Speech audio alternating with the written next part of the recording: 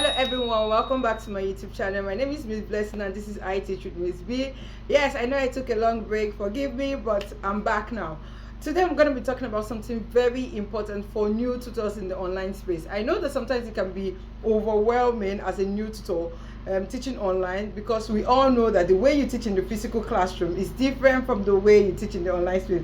Recently, I've been having some very interesting feedbacks from teachers when in the course of our training, they begin to tell me, Miss Blessing, teaching online is stressful. I say, you've not started, you're just learning the tools. So you need to keep on practicing. So today I'm going to be giving you tips as a new online tutor. If you're new to the online teaching space and you're thinking of how you can navigate or how you can become big in the online tutoring space, I'm going to be sharing some tips with you.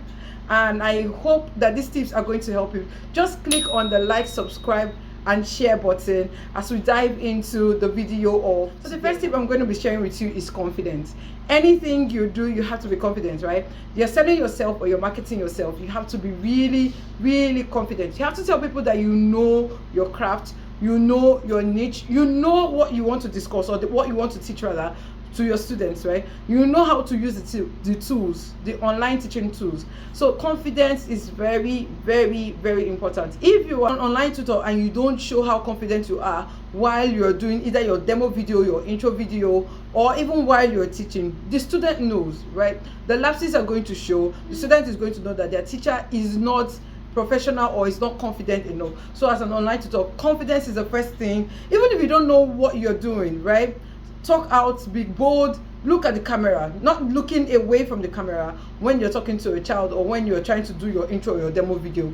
Sometimes when I tell some trainees or some teachers to do their intro or demo video, you see them reading like they're reading a script or they're trying to memorize and all of that. That shows that you're not really confident or you don't know who you are. If you're asked to do something, first of all, you have to know who you are and then you move on from there. So confidence is the first key that I will say that as an online tutor, you must be confident. You must know who you are and what you're going to teach, right? So all of these things boils down to how well you know. What I want to talk about is preparation. Preparation is your superpower as a teacher. It's very important that you know that you're ready for class. You prepare before you come to class. I've had experiences where teachers are preparing the students assignments or assessments in class. Doesn't tell well of you as a teacher, right? So you have to be prepared. Before the class starts, ask yourself, what do I want to achieve with this child? What do we hope to get at the end of the lesson? Or what do we hope to achieve in the course of our lesson? So you have to be prepared. At the end of the lesson, you should be able to have met your goals because you were prepared from the beginning. Prepare your slides before you come to class. Prepare your worksheets before you come to class. Prepare your OneNote before you come to class. All of these things are things, the games, whatever it is that you guys are going to use, or ensure that it is prepared. When I started out, my trainer will always tell me, Blessing, turn on everything, like open all the tabs. Open all the tabs before the children come to class so you can easily navigate from one tab to another while you're sharing on Zoom.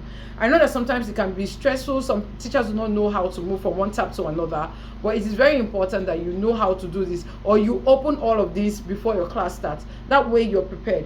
That way you know what is coming up. There are sometimes that you prepare a lesson slide, or you might prepare a video and you're expecting that, oh, I'm going to use this video to teach today, and in the lesson the video does not open. What would you do? Okay, so it's very good, or it's very important that you have other things prepared as well. You have a particular topic you want to teach, you have a video for it. You should also have a slide for it. So if the video does not work, the slide should work. If the slide does not work, the video should work. So have options. Do not be stereotyped and in the middle of the class you'll be like, oh, I'm so sorry, I don't know what to do. There was a time I was teaching a child in 4th grade and I prepared a reading comprehension passage for the child, and I realized that while the child was reading, because it was the first assessment class, right, while the child was reading, I found out that the comprehension question I had used, though it is a 4th grade question or a comprehension passage, it was quite big for the child. I told the child to pause. In 2 minutes I had already prepared another one because I already had it in mind. If this child is not going to be able to do this, the child should be able to do this one, right? And that was what we did in the class. So you should have your arsenal ready, like have a lot of things in your arsenal that you could use to teach as well. Next one I want to talk about is practicing your lesson. See, sometimes we might overlook it, but trust me, you need to practice your lesson. Even before I come to do this video, sometimes I practice, because the truth of the matter is, what you know, what you practice, it becomes a part of you. Practice your lesson. Practicing your lesson helps you before time. You know what to say part time. You know how to deliver your lessons. You know what to say in your lessons, right? It helps you to also have to make research, because sometimes there are some particular topics that you will have and you'll be like, oh, this is the only idea I have about it, and then a student will come to class and question that knowledge you have. So you should always practice your lesson. You should know what you have in your lesson that you want to teach. If you don't practice your lesson, even if it's practice like you're doing a demo, right? You have your slide ready, go through the slides that you want to teach, so you are not lost on the way. I had an issue with a student one time. Not really an issue, I won't call it an issue, but the student and I were trying to understand ourselves, right? She was saying, oh, you were not supposed to use a comma here, and I gave her reasons why you would need a comma when you have a compound sentence, because she was like, you don't need a comma when you're doing a compound sentence, and I said no. We eventually ended up going to check Google. She was right, I was right, but it depends on the usage, right? So we're able to come to that understanding. If I was not sure of my lesson, I would have been thrown off balance by her question, or I would have been thrown off balance by the words that she said to me at that particular point in time, right? So it is very important that you practice your lessons. You know what you're, in fact, I would say know your onions, right? Know what you want to teach very well. Like I said, students in the diaspora are very, very, very what's the word? They are very, very outspoken. They are outspoken, and they don't hesitate to tell you how they feel or what they think about what is right and what is wrong. So you have to be very, very ready for them while you're teaching. What I want to talk about is technology. Technology is very important. Have backup tools. If your laptop is one that does not have or conserve enough battery or enough power, have a backup plan. You could get a power pack. You could get a laptop power bank. You could get things that you know that is going to help you to charge your laptop or keep you online, right?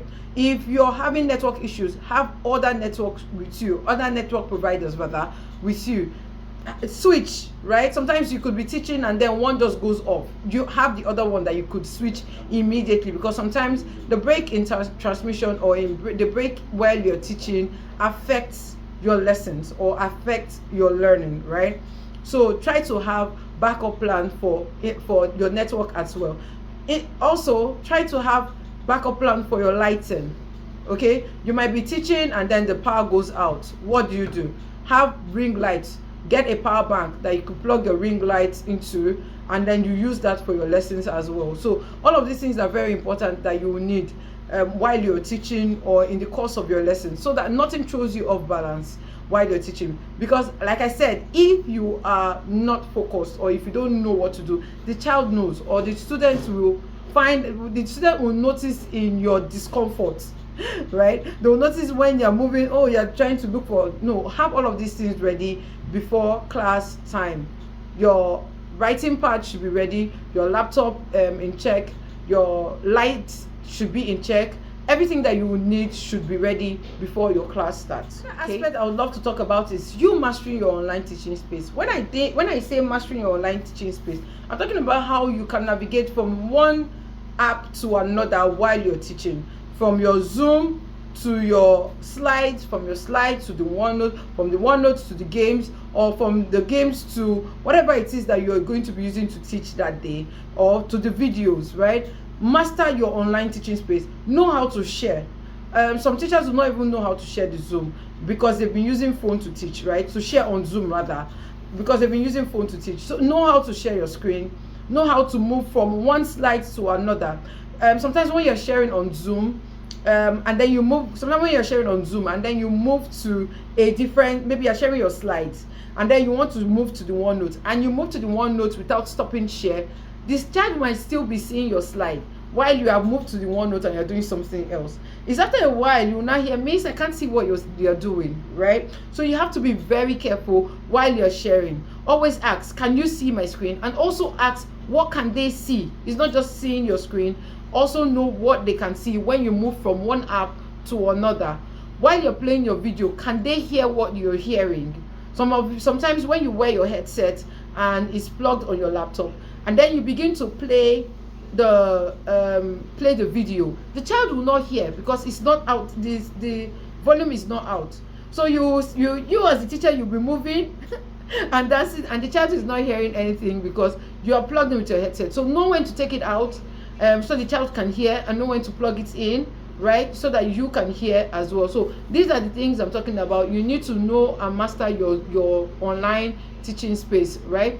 Know how to use the apps, know how to use your conferencing tools. You should know how to use the Zoom tools. Know when to mute a student, know when to turn off their videos, especially when there's a student that is disrupting your class, right? Know how to turn on videos and turn them off. Know how to use the breakout rooms. All of these things are very important while you're using the Zoom conferencing app, or while you're using any conferencing app at all. Then the next one I want to talk about is your environment. Your environment should be bright.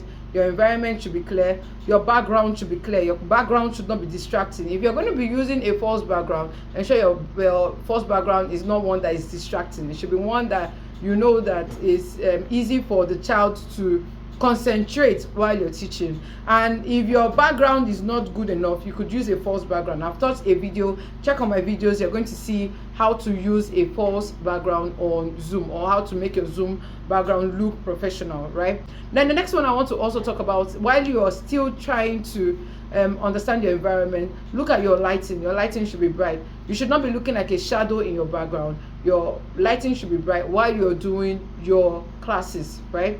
Because they need to see your face and you need to see. What aspect I'm going to talk about is learning how to manage different students.